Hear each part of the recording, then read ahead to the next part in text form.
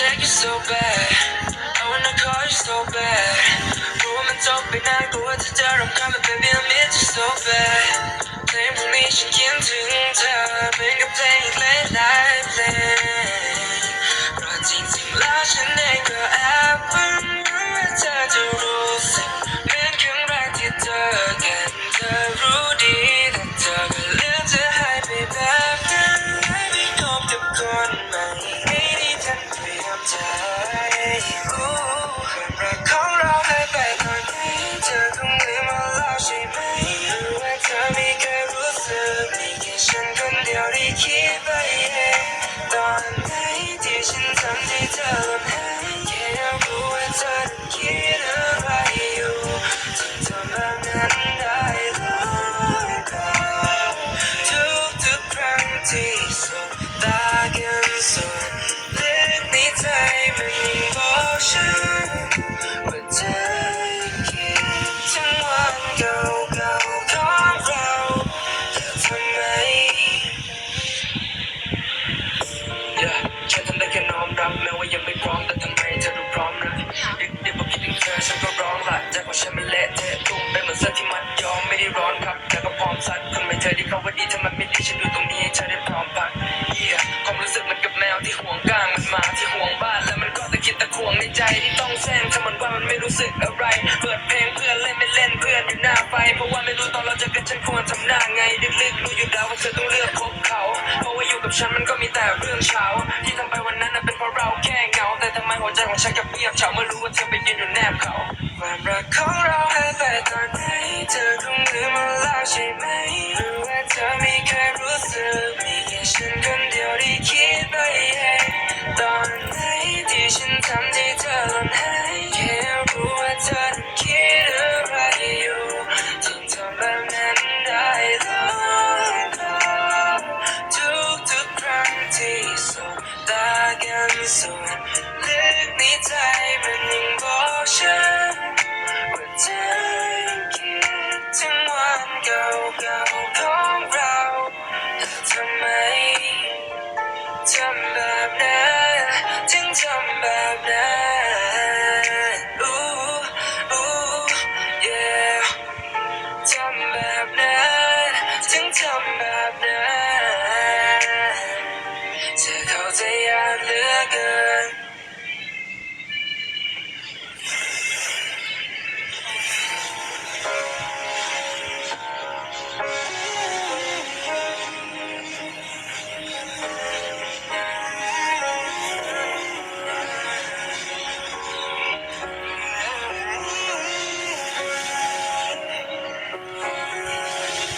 มองนาฬิกาทุกนาทีฉันยาวนานฉันเฝ้ารอวันเวลาที่จะพบเจอเธออีกครั้ง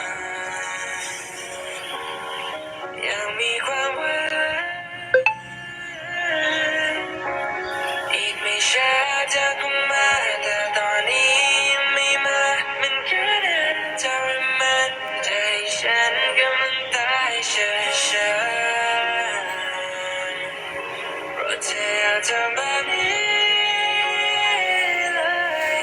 ถ้าหากมันเป็นเพราะฉันทำให้เธอเป็นเลยแบบนั้นถ้าเธออยากจบเรื่องของเราเพราะตอนนี้เธอหมดรักแล้วเธอก็บอกแค่ให้รู้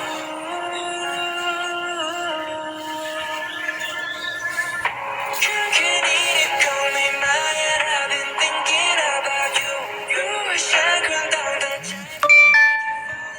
ใจ ฉันรอคำตอบฉันรอที่จะได้กอดฉันรอที่จะได้บอกว่าฉันรอเธอมาตลอดทุกคืนวันฉันทรมานเมื่อไม่อยากพูดถึงการมีอยู่ไม่เป็นไรฉันรอต่อไปแม้ว่าจะ feeling like a fool ฉันรอ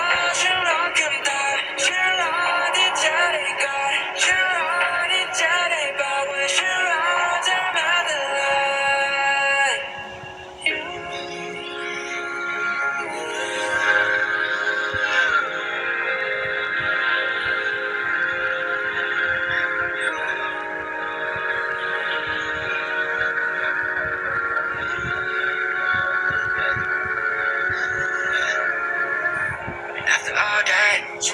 คอยแต่ยังไม่มีข้อแม้รอแค่เธอต่อไปไม่ว่าแค่ไหนจะล้อแล้วฉันเจ็บมันเริ่มจะท้อที่มันบอกให้ fall back เธอคงไม่สงว่าฉันจะเป็นยังไงทำให้ฉันเริ่มสับสนว่ารักคืออะไรคือต้องรอคอยแค่สักคนนานๆใช่ไหมโดยที่ได้เลือกจะรู้ว่าเขาไม่กลับมาแล้วใช่ไหม Don't talk to me nice ฉันไม่ได้แค่ร้องไห้ไม่เท่าไรจะคงไม่ได้แหละเพราะว่าเธอจะมีใครเขาได้มาใจที่เดิมในตรงนั้นและฉันก็ต้อง understand that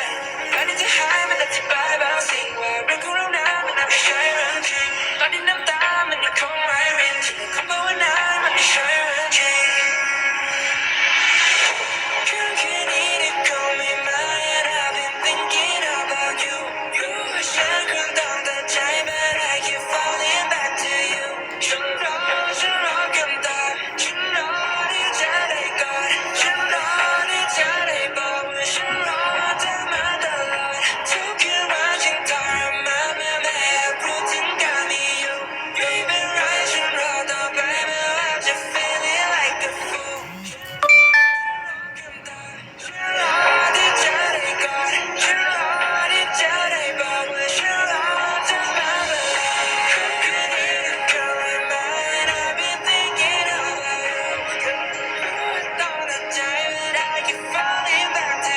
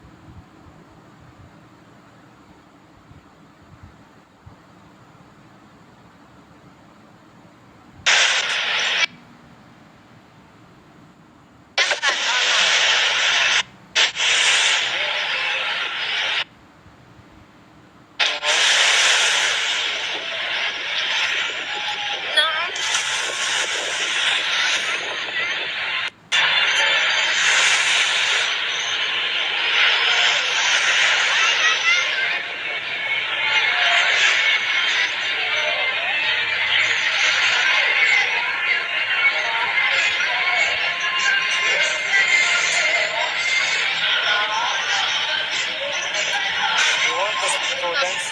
Wow. I want to see. Last night I danced to Matteo and Kaya.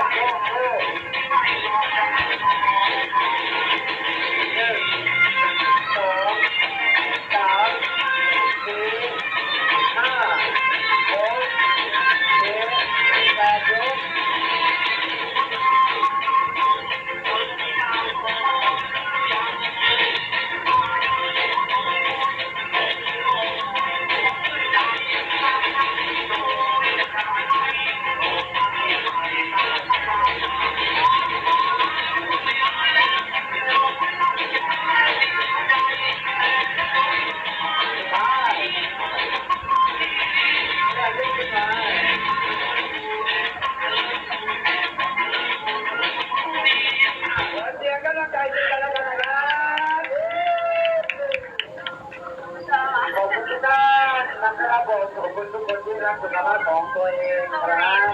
สนุกไหมครับเหนื่อยไหมสุดมาครับ15 นาทีนะครับต่อไปเราจะเต้นจะเป็นรายแดนนะครับผมทางรถติดเป็นติดจบแล้ว1 นาที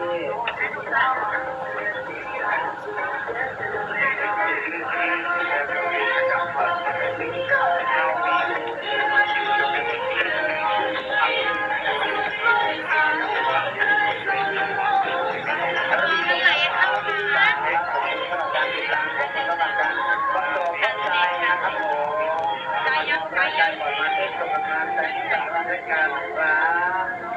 ร้านประตูขอบคุณมากนะครับขอบคุณทุกท่านนะครับขอบคุณทุกคนนะครับขอบคุณการเข้าใจขอบคุณสำหรับการกดไลค์กดแชร์ด้วยนะครั